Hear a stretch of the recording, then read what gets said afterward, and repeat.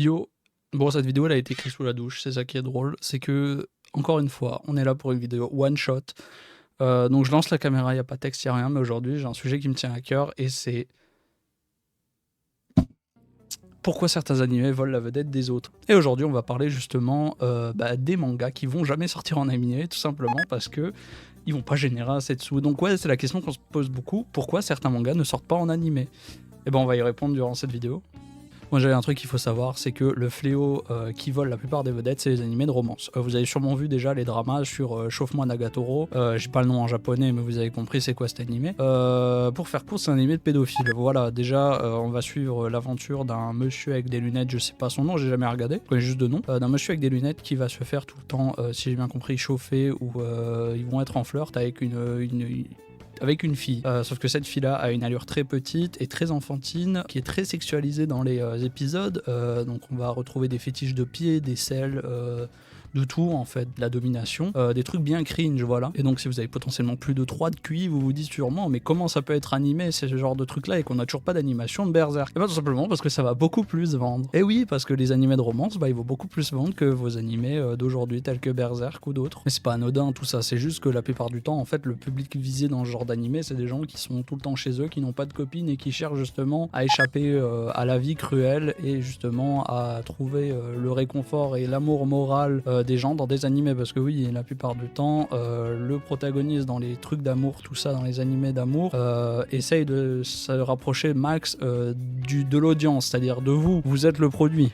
Voilà, donc du coup ils essaient de se rapprocher de vous, du coup le protagoniste va être comme vous, quelqu'un qui souvent est tout le temps chez lui, est inintéressant, peut-être est timide, réservé, enfin bref qui a pas de vie sociale et qui étrangement rencontre l'amour ou rencontre une super belle fille aux formes généreuses, comme on a déjà pu voir dans plusieurs animés. Ils vont tomber amoureux, ils vont faire durer ça 3 saisons et à la fin, voilà. Bon, autant vous dire que c'est inquiétant, hein. Si vous regardez actuellement ce genre de contenu, il faut vraiment s'inquiéter, parce que c'est justement aussi à cause de vous qu'on n'a pas ces animations de manga qui le méritent, telles que, pour ne citer que lui, Berserk. Ouais, vous êtes les fautifs, vous consommez ce genre de contenu et vous donnez raison à ce genre de compagnie de créer ce genre de contenu. Alors il n'y a pas forcément que vous, il y en a d'autres, hein. Même moi j'ai déjà regardé des trucs de romance, voilà.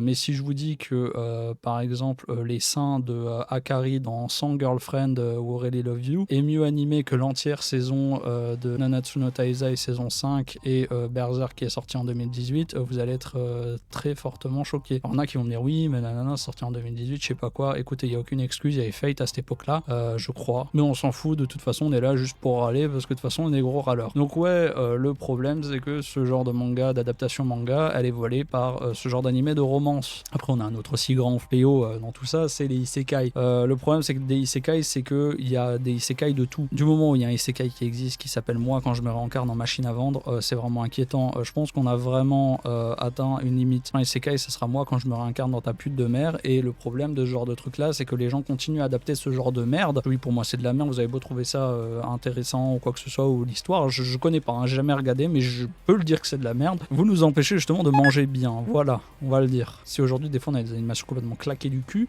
c'est aussi parce que la plupart du temps des animés de romance ou des isekai de cons, où on sexualise et on met en avant le viol et ce genre de trucs là, est plus favorable à être mieux animé qu'une saison tout entière d'un autre manga, voilà. Bon, pour citer un nom, on va parler par exemple du très problématique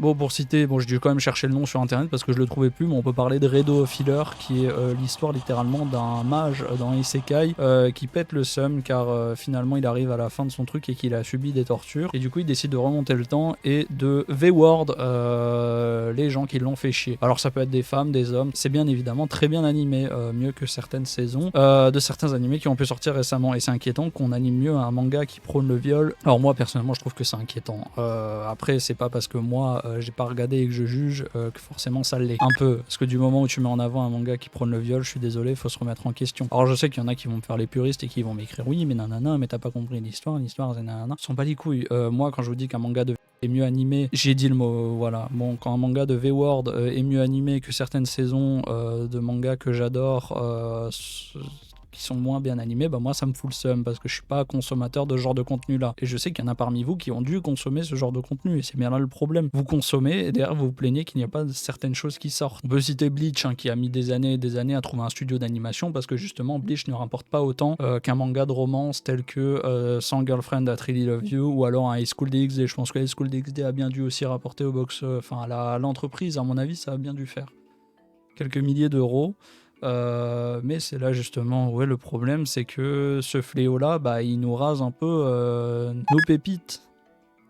Parce qu'il n'y a pas que ça, il y a plein d'animés qui méritent leur adaptation mais qui ne seront potentiellement jamais animés parce que justement les gens préfèrent aujourd'hui, vu que c'est à la mode les mangas et les animés, animer des trucs qui vont rapporter plus de gens. Et vu que la plupart des gens c'est des ados frustrés tout le temps chez eux qui n'ont pas de copines, on va faire quoi? On va faire des romances, ou alors on va faire des isekai en mode tu vis des aventures extraordinaires. Parce que oui, les romances et les isekai la plupart du temps ils sont basés sur vous. C'est un mec qui a pas de chance, qui est pourri, qui a rien dans sa vie, qui se tue et qui réincarne dans un autre monde. Enfin, vous prenez Subaru de Re:Zero, vous prenez le gars dans moi quand je me réincarne en slime, vous prenez, j'ai plus d'exemples, bref on s'en bat les couilles.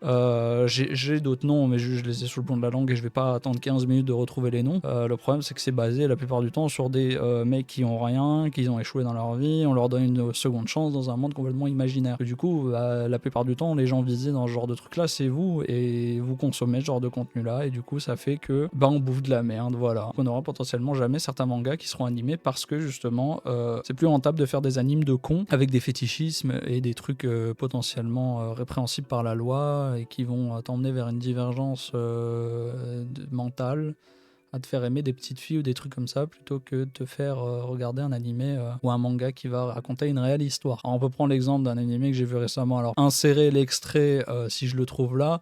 Je n'ai pas le nom de tête comme ça, mais je sais que de ce que j'ai compris, c'est un mec qui va devenir l'esclave de la meuf. C'est un monde régi par des meufs, et voilà.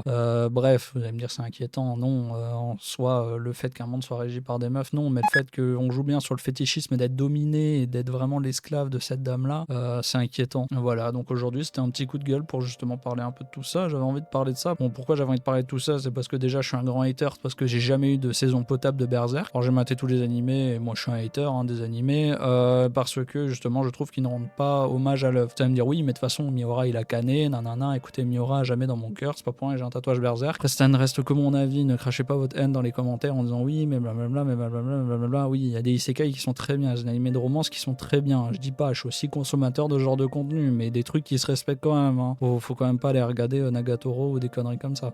Bref, en tout cas je vous invite à, si vous consommez ce genre de contenu, à éventuellement vous remettre en question, éventuellement pourquoi pas vous dire je peux step up dans ma vie et je peux regarder autre chose que ce contenu de merde, parce qu'on continue de regarder, vous donnez raison à ce genre d'entreprises qui veulent uniquement faire de l'argent avec les animés, parce que les animés c'est à la mode aujourd'hui et ils arrivent à faire énormément de thunes. Je pense que vous vous rendez pas compte à quel point ils font un chiffre d'affaires monumental à sortir des animes qui alimentent des fétiches bizarres sur parfois des enfants ou des trucs pédos ou des trucs répréhensibles par la loi. Donc voilà, je vous invite à éventuellement réfléchir et méditer là-dessus. Bon, sur ce, moi je vous remercie. Si la vidéo vous a plu, likez, commentaire, n'hésitez pas à me donner votre avis. Je suis parfois sur Twitch, je suis actif sur d'autres réseaux, donc n'hésitez pas à les check, ça me fait vraiment plaisir. Claque ton follow sur Twitch. Abonnez-vous, c'est gratuit. Et sur ce, d'ici là, à la prochaine, je vous fais des cœurs. Bisous.